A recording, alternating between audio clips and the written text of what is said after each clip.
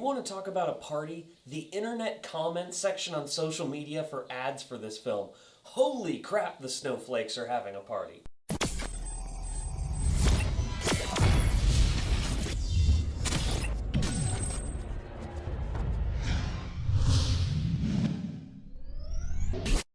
Alright guys, gals, and everything in between, I'm here today to review for you Ghost in the Shell. So Ghost in the Shell is the new film. It's a re-envisionment, an American adaptation, if you will, of the beloved classic manga and anime Ghost in the Shell, of the same name as they put on the DVDs, trying to sound fancy. This Ghost in the Shell stars Scarlett Johansson as the Major. Now, Scarlett Johansson has had some controversy surrounding her with this film, and I have to just start this review off by saying she does an absolutely great job as the Major. When you watch the film, watch their interpretation and their vision of this film, she does an absolutely great job.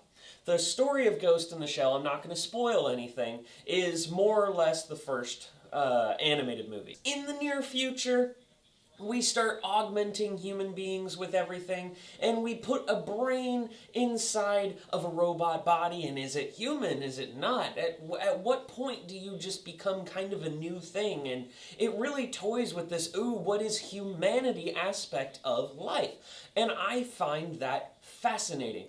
It's basically Blade Runner, but somebody else's version of it. I mean, if you had said this was in the same world as Blade Runner, sure, I believe it. This world is vibrant, and that's one thing I have to praise about this film. The world feels so alive when you're watching it. Like, you look at the beautiful landscapes and the beautiful just environments. All the imagery in this film is spectacular. You're just watching it going, oh, just amazed at everything. And that is a huge praise I have to give the film. So every shot was just gorgeous. I mean, we're talking like some of the top of the line cinematography, and just the way they blend slow motion and fast motion and just normal speed, and then just the way, like, the fluid motion, it all just was so vibrant. There are some issues with the film. It is not a perfect movie.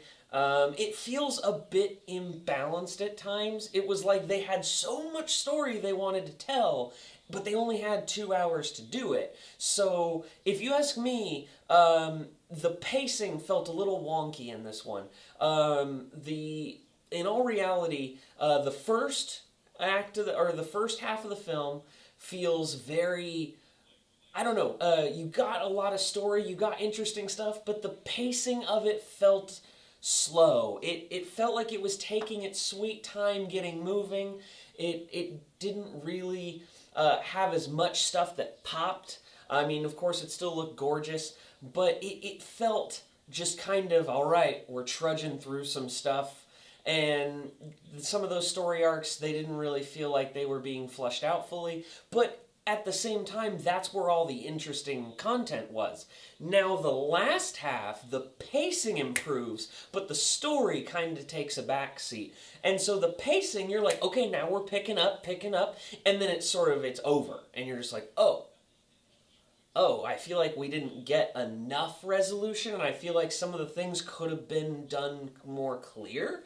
And so it was imbalanced in that. You either got all of one or the other. You never really got an in-between. Even in the middle act, when I noticed it started to change pacing and tone and style, it did that. I have to be honest and fair. It felt imbalanced as a whole. It never had moments of greatness for me, and it never had like those moments I was bored to tears.